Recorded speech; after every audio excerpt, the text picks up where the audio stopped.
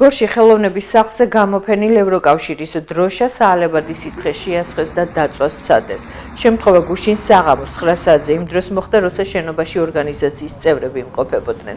მალე ადგილზე გამოიძახეს პოლიცია, მომხდარზე დაწყებულია გამოძიება. 21 აპრილს 21 საათზე ხელოვნების სახლის გარე ფასადზე გამოფენილ ევროკავშირის დროშას უცნობმა პირმა მიასხა აალებადი სითხე და სცადა დაწვა. შენობაში იმყოფებოდნენ ორგანიზაციის გუნდის წევრები, საბედნიეროდ არავინ არ დაშავებულა. ადგილზე მოვიდა საპატრულო პოლიცია და მიმდინარეობს ოფიციალური გამოძიება.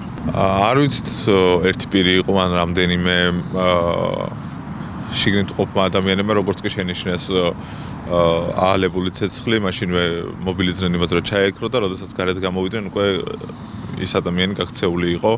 შესაბამისად ვერ ვიტყვი, ერთი იყო თუ რამდენიმე, ან მით უმეტეს იდენტიფიცირებას ვერ მოვახცენ.